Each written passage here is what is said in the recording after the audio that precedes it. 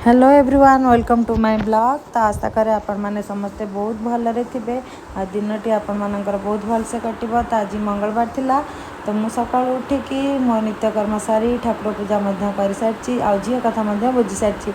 एबे मु चली निजर पाई आ घर पाई ब्रेकफास्ट बनाया को।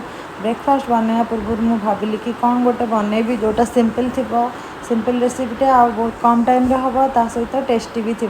आ घरे नड़िया भी अवेलेबल थिला मु आ डेरी न करिकी नड़िया परोटा प्रस्तुत करने डिसाइड कली। तो ये वीडियो रे मु नड़िया परोटार रेसिपी आपण मान सहित शेयर करने को जाऊँगी। देखो जितेबाला भी आपण खाଇବା बनाऊँच से लंच हो टिफिन हो ब्रेकफास्ट हो कि डिनर हो जहाँ भी हो निजे जमती जानते निजर समस्त डिफरेंट डिफरेंट रोषेईर डिफरेंट डिफरेंट वे थाए समस्त हाथ में गोटे यूनिक टेस्ट थाए। तो आमे जदि चाहिए आमे रेस्टोरेंट भली करवा कि होटल भली करवा सेमिति तो हेनी आम निजर बेस्ट दबा आ निजे चेष्टा करवा कि बहुत भलसे जहाँटा भी बनाऊे सेटा को भलसे तैयारी करने ता सहित कम टाइम भितर तैयारी करने मु अटार डो प्रस्तुत करके रखी थी। तो यहाँ बहुत ही सिंपली जमीती आम माने नड़िया को कोरिकी नड़िया रे किछि चीनी ऐड करके मिक्स करदबा तापरे जमती आम रुटी बनाऊे से रुटी भितर कि घी हो तेल हो जहाँ भी आपणक चॉइस कारण किछि लोकों को घी स्मेल हुए आ किछि लोकों को घी बहुत भल लगे आपण घी आ तेल को यूज करके परोटा बनै पारिबे। जदि वीडियो को एजाए देखिले ताहले आपण मानक बहुत बहुत धन्यवाद।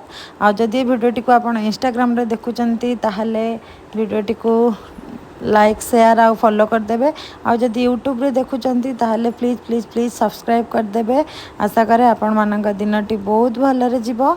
समस्त को मो तरफ बेस्ट विशेष। वीडियोटी को एते जाए देखिथिबारु आ एते सारा सपोर्ट करथिबारु समस्त को मो तरफ बहुत बहुत थैंक यू। तो देखंतु एहीपरि भाव में मोर ब्रेकफास्ट प्रस्तुत चलची आ मु ब्रेकफास्ट बनै सारा पर ब्रेकफास्ट करिया पूर्व भाविली कि भात भी बसईदेवी भात एपटे होउथिबो ता भितर मु मोर ब्रेकफास्ट करनेबी।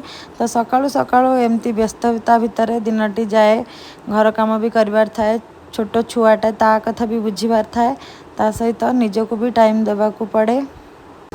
देखिले ना केते सिंपल वे रे जमती आम रुटी बनाऊे सेमती ही रुटी बनैली ता भितर नड़ियार पूर देदेली।